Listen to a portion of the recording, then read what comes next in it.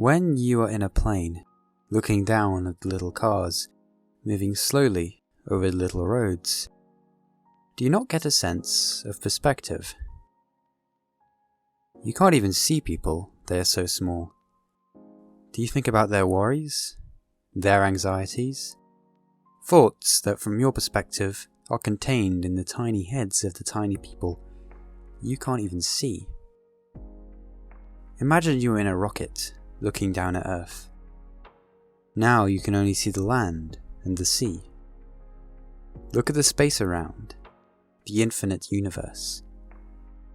Earth is just a dot in that universe.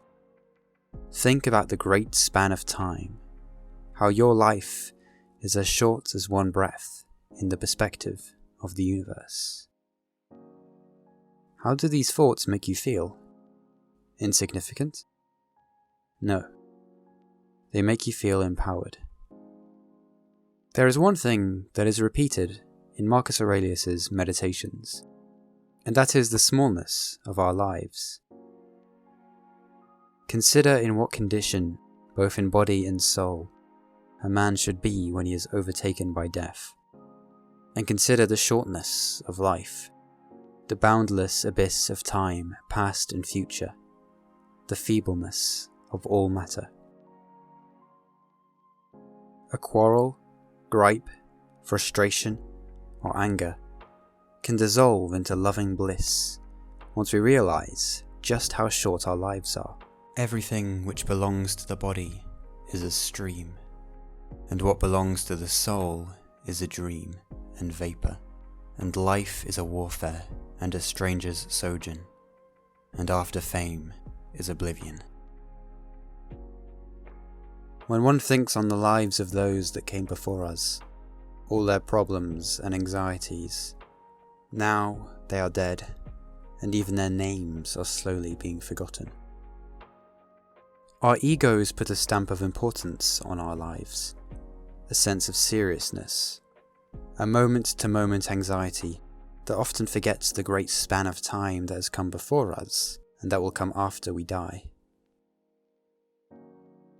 We should compare our lives to waves. We come from the universe, the sea, and in a matter of moments we come into existence, and then we die. We come out of the universe and go back into the universe, go back into nature. With such a perspective, we can reduce our actions and needs to the most essential, foregoing the seductions of pleasure and the avoidance of pain. With the knowledge of life's brevity, we can do what's most important to us. We can be conscious of every action we take. So here are 5 ways to gain a little more perspective. Number 1. Think of all the people who once were successful, famous and powerful. Now where are they? Both Alexander the Great and his mulekeeper were brought to the same place, by death. No matter your fame and no matter your privilege, all meet the same fate of death. But this isn't something to be frightened of. With the brevity of our lives in mind, we don't have to cling to things, people, possessions, recognition. Think of those who have died at your age, who have died today.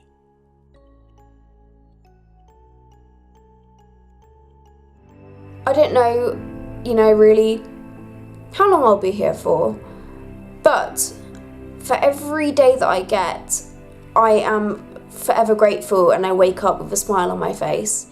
I have to be honest, life at the moment is a real struggle, with little to look forward to. Hopefully the medication is working and my body may begin to repair the damage that has been caused. My brain is all there, it's just the rest of me that is struggling. It is my birthday 2 weeks today, I will be 19. It would be really good to see an improvement by then. Thank you so much for watching and supporting me. Bye.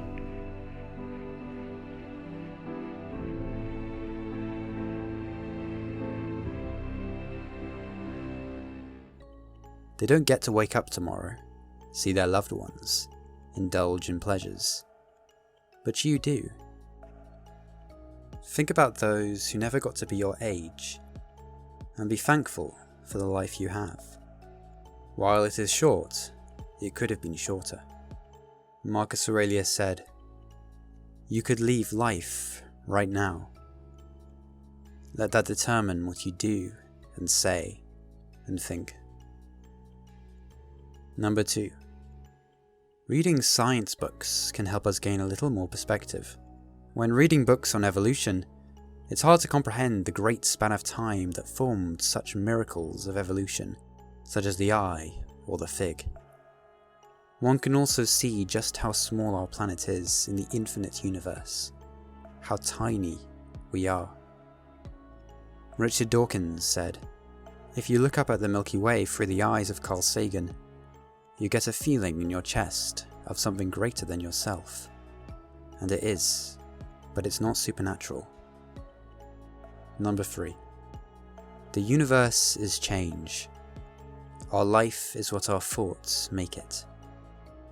The emotions you feel yesterday aren't here today.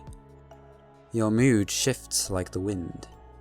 Notice how we get lost in moods and emotions.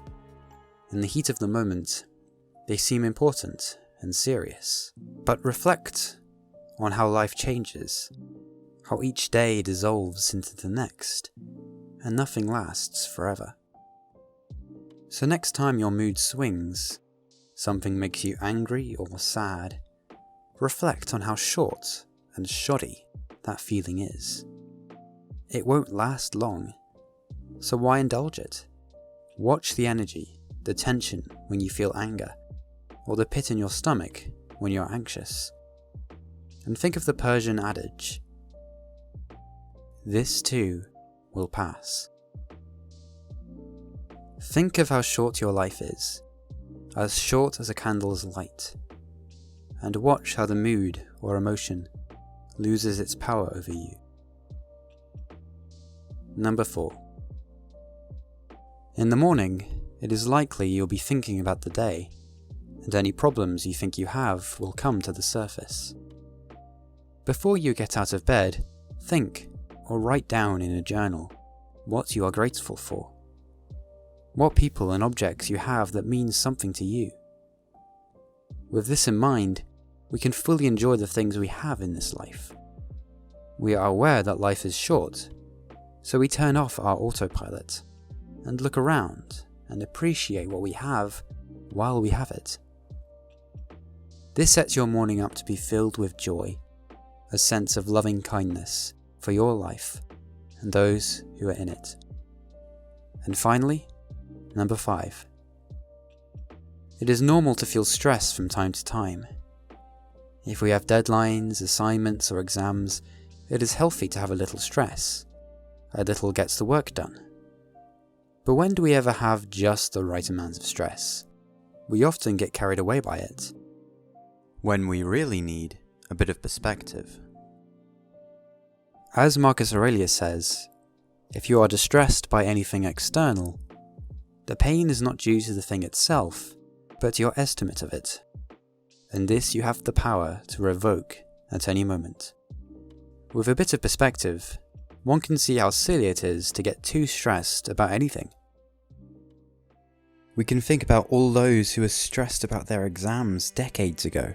We can imagine the stress they felt, how much they were worked up. Where are they now? They have died and gone back into nature. Don't stress about things too much. We should prioritize a feeling of joy over giving into stress. And hopefully, with these 5 ways, you'll be able to do this. We all could use a little more perspective. I hope this video has helped you. So, next time you are stressed, smile, and remember, Momento Mori. Remember that you will die. Watch and see the courses of the stars as if you ran with them, and continually dwell in mind upon the changes of the elements into one another, for these imaginations wash away the foulness of life on the ground. Thanks for watching.